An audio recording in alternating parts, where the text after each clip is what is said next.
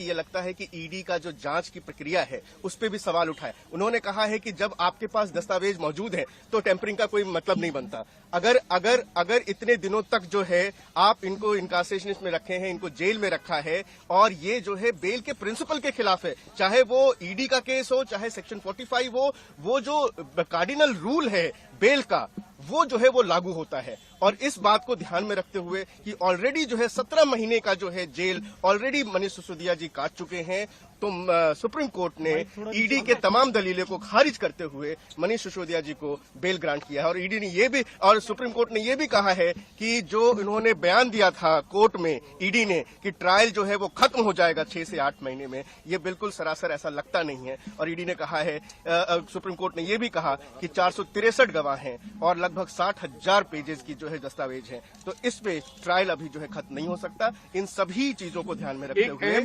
Supreme court ने ये कही कि जो अर्जियों वाली बात है जिसमें ट्रायल कोर्ट और हाई कोर्ट ने ये कहा था कि भाई जो इन लोगों की तरफ से अर्जियां दाखिल की गई आरोपियों की तरफ से उसमें देरी हुई, लेकिन सुप्रीम कोर्ट ने कहा कि जो मनीष की तरफ से अर्जियां दाखिल की गई हैं 14 ईडी के मामले में, 13 सीबीआई के मामले में, वो पत्नी से मिलने फाइल पर साइन करने वाली है और मनीष की तरफ से कोई देरी नहीं की गई है ट्रायल शुरू करने में। ये ट्रायल कोर्ट के जो आदेश था कि अपीलेंट यानी कि मनीष सिसोदिया जी ने ट्रायल को डिले किया है, उसको खारिज किया सुप्रीम कोर्ट ने। ये कहा कि जो भी जो एप्लीकेशंस लगी हैं वो एप्लीकेशंस पर्टिनेंट थी, वो एप्लीकेशन जरूरी थी और तभी लगाई गई थी, ट्रायल को डिले करने के लिए नहीं लगाई गई थी। और ट्रायल कोर्ट का फाइंडिंग जो है उसको डिस्कार्ड किया है। और ये भी आज सुप्रीम कोर्ट ने एक बहुत अहम बात कही है कि बेल के मामले में ट्रायल कोर्ट को और हाई कोर्ट को थोड़ा सेंसिटिव होना चाहिए ताकि जो है सुप्रीम कोर्ट में इतनी सारी बेल पिटीशंस ना आए। ये भी मनीष सिसोदिया जी के बेल ऑर्डर में सुप्रीम कोर्ट ने ऑब्जर्व। एक अहम सवाल ये भी कहा कोर्ट ने कि ट्रायल कोर्ट और निचली अदालत को ये समझना चाहिए कि जो